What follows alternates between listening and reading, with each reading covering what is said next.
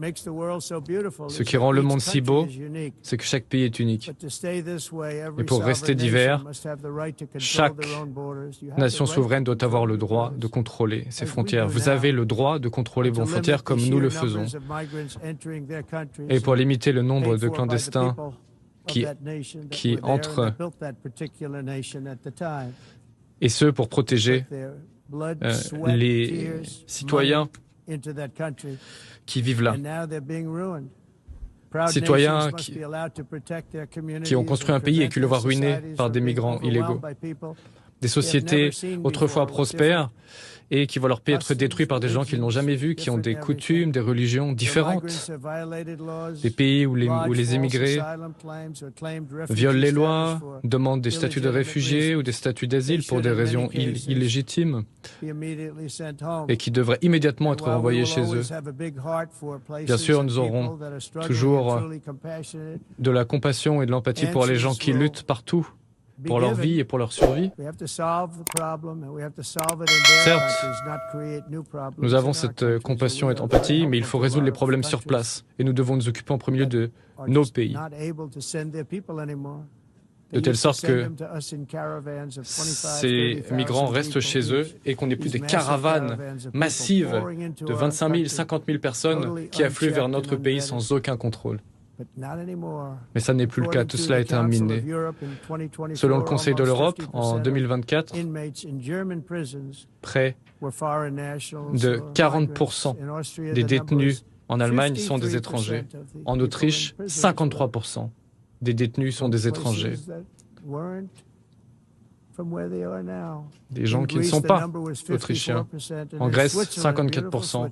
Et en magnifique Suisse, 72% des détenus ne sont pas suisses. Lorsque vos prisons sont remplies de prétendus demandeurs d'asile, eh bien, ils répondent à votre gentillesse, à votre ouverture par le crime. Il est temps de mettre fin à l'expérience des frontières ouvertes. Voilà ce que j'ai à dire. Et je m'y suis bien pris. Et je comprends ce qui est en train de se passer. Vos pays vont entrer en enfer. L'Amérique a pris des mesures décisives pour mettre fin à l'immigration clandestine. À partir du moment où nous avons emprisonné ceux qui entraient clandestinement sur le pays, à partir du moment où nous les avons sérieusement renvoyés, eh bien, ils ont cessé de venir. C'était aussi simple que ça. Un acte de nature humanitaire pour tous. Car lors de la migration, des milliers de personnes par semaine mouraient. Des femmes étaient violées de manière horrible, battues. Lors de la migration, lors du voyage vers les États-Unis, une longue marche épouvantable. Mais cela a également été une victoire historique contre la traite d'êtres humains dans la région. Et nous avons coupé l'herbe sous le pied à cette traite d'êtres humains. Nous avons sauvé la vie à des gens qui n'entreprendront donc pas ce voyage mortel, semé d'embûches et de morts. Il y a des jungles sur l'itinéraire, des zones si chaudes qu'on y meurt de suffocation et de déshydratation. On ne peut même pas y respirer. Des corps dans le désert qui jonchent le paysage. Nous avons ainsi sauvé un nombre très important de vies. Nos équipes ont fait un travail fantastique en faisant cela et l'opinion publique américaine est d'accord sur ce point. J'ai été très heureux de voir ce matin que j'ai les meilleurs chiffres concernant ma popularité. À l'époque, en comparaison, Joe Biden permettait à des prisonniers, à des membres de cartels de drogue d'entrer aux États-Unis, à des criminels. 300 000 enfants, en outre, ont été perdus par l'administration précédente. 300 000 personnes, 300 000 enfants victimes de traite d'êtres humains sous la responsabilité de Biden. Des enfants violés et vendus. Vendus. Personne n'en parle, mais pouvez-vous l'imaginer?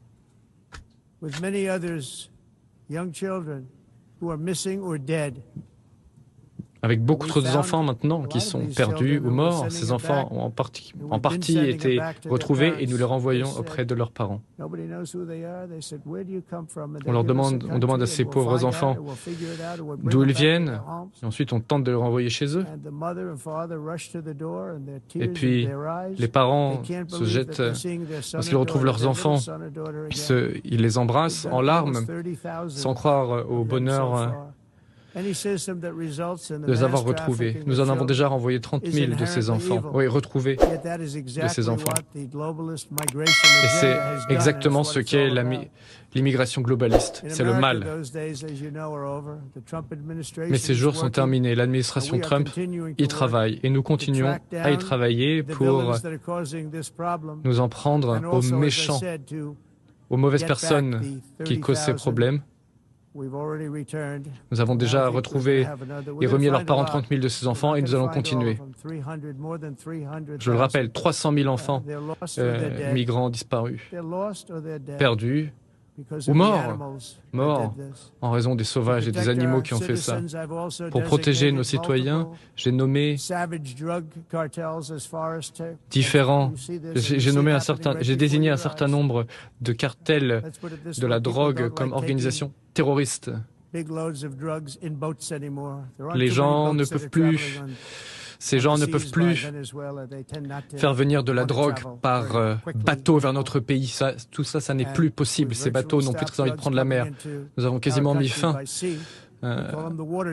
à la drogue par bateau. J'ai également désigné un certain nombre de ces cartels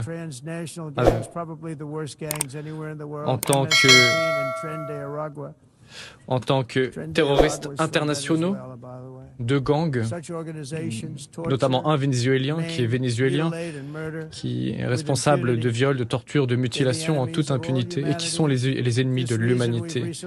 Et c'est la raison pour laquelle nous avons commencé à utiliser la force suprême de l'armée américaine pour détruire les terroristes, les trafiquants vénézuéliens conduits par Nicolás Maduro.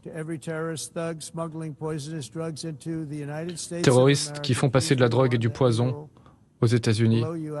Je vous avertis, nous vous détruirons si nécessaire. Nous ne pouvons pas laisser cela se produire.